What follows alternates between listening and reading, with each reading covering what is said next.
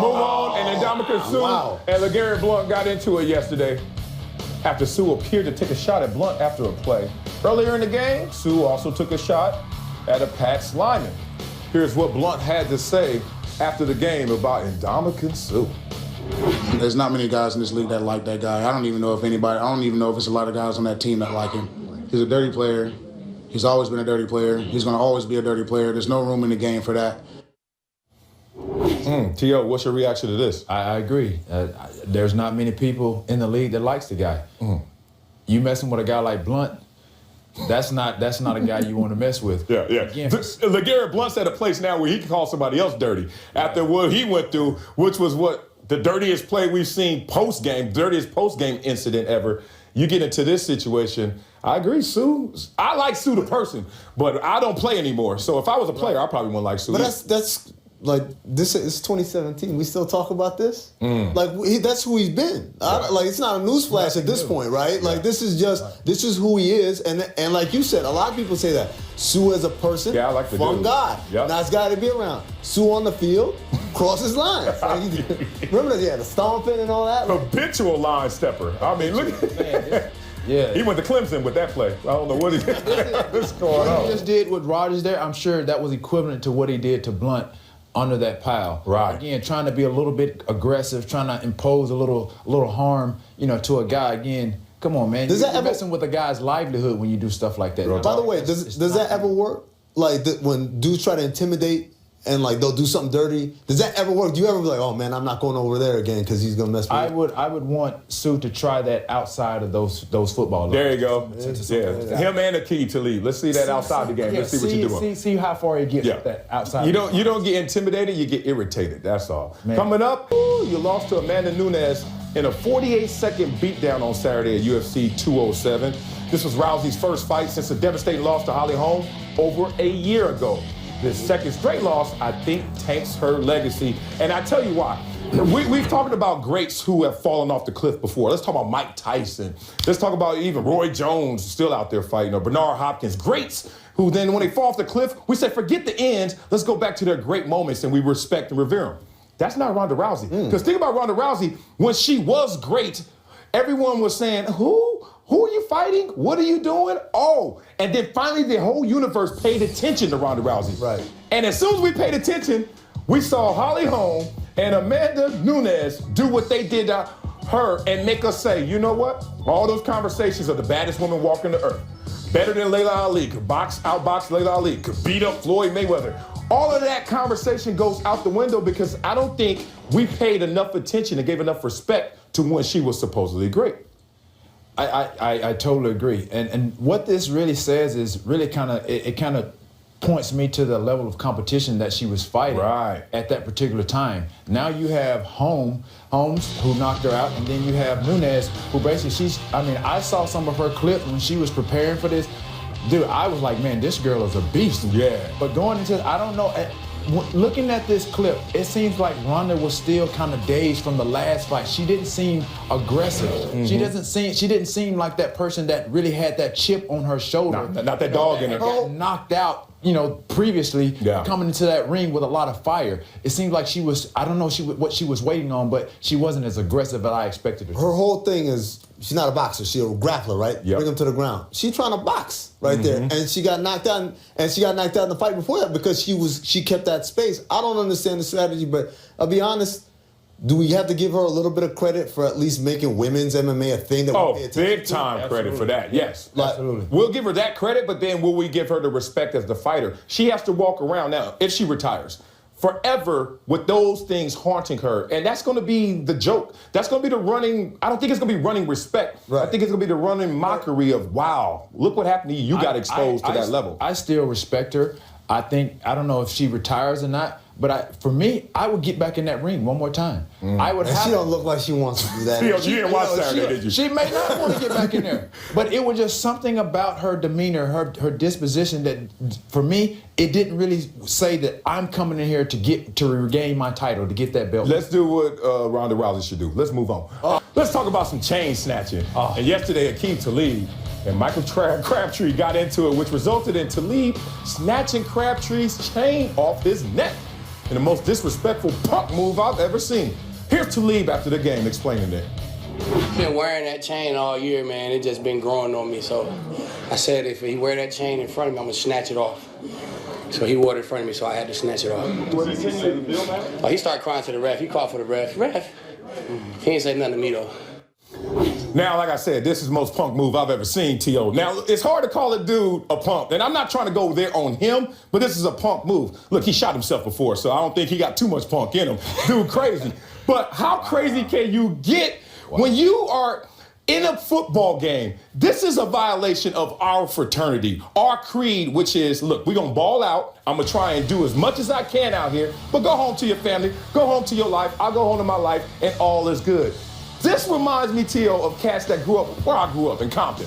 But then they move out, and they move to the burbs. And guess what happens when they move to the suburbs? They couldn't handle Compton. They wasn't tough in Compton, but they tough in them suburbs. He gonna bring that kind of gangster craziness to a football game, to me, is just obscene. The fact that it was premeditated, then he goes into the press conference and even brag about it. Yeah. Dude, that's the ultimate disrespect right there. For me, I mean, I need a cuss button on here. You need it. I need one of KG's button, right? Man, this is ridiculous to me, man. I think this is poor sportsmanship. It's a lack of class.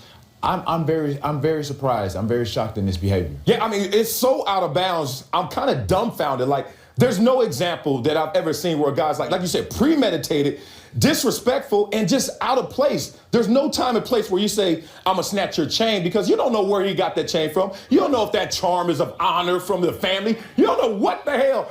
You don't know what swap meet he got it from. Right. You know what I'm saying? He gonna go snag it. It could have been a sentimental value or something. It could have been from his mom, his grandmother. You never know why he had the chain on. But regardless of that, you just don't do anything like that. Like you said, it's out of bounds. It's so out of bounds. There's no place for it. Yeah, and then to brag about it, come on, big dog. Come on, Aqib. All right, let's move on, man, because that's just insane. Really? Yesterday, Kirk Cousins threw 2 costly interceptions in a must-win game for Washington against the New York Giants. Cousins is again set to become a free agent this offseason.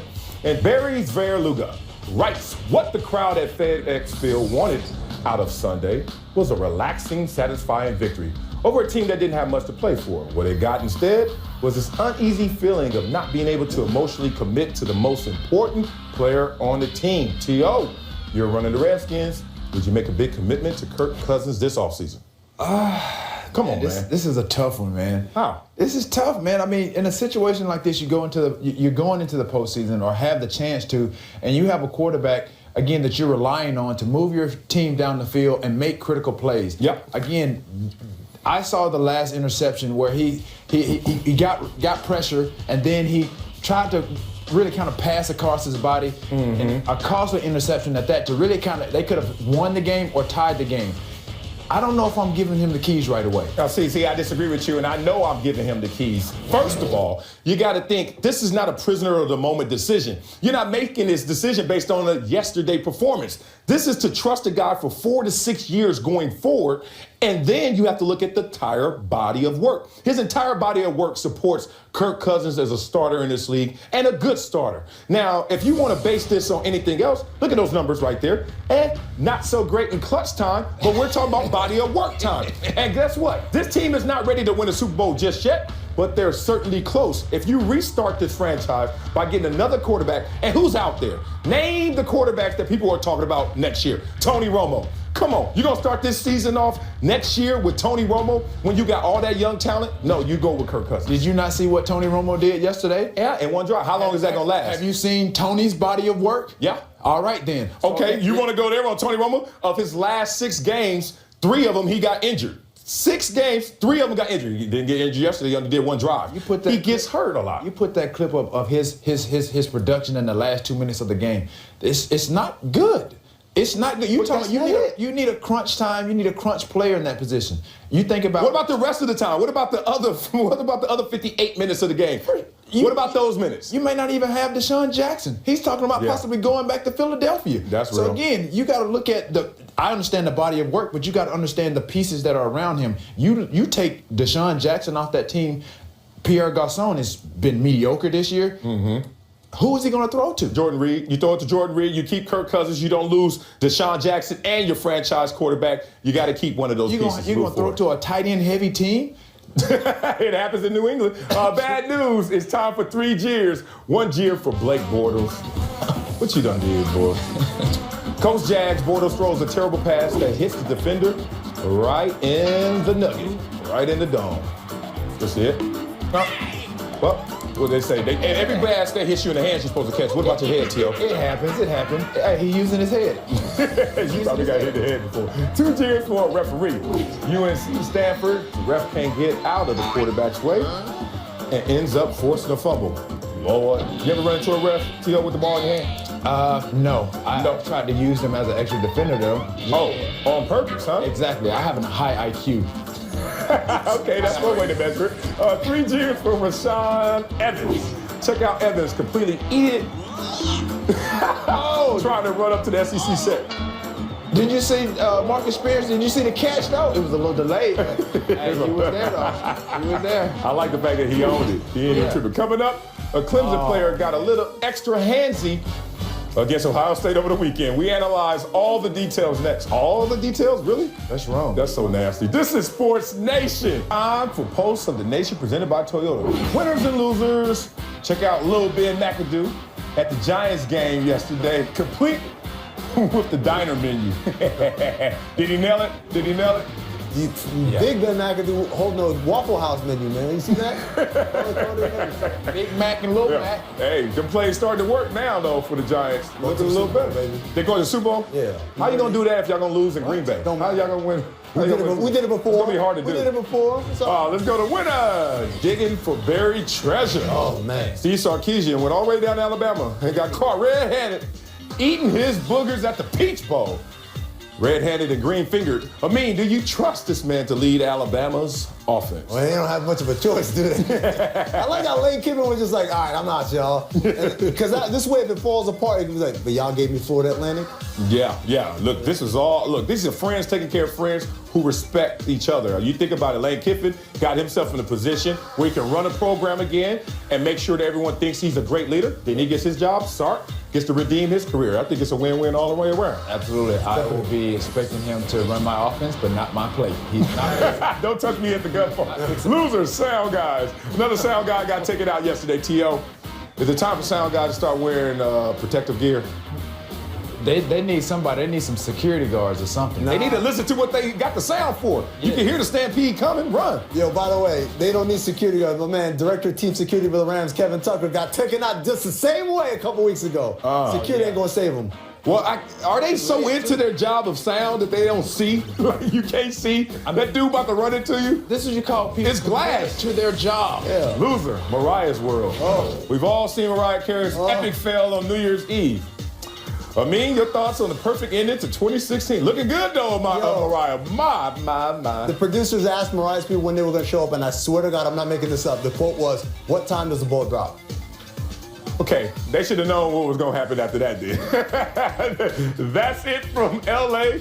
We're back tomorrow. Hopefully, Beadle's back tomorrow.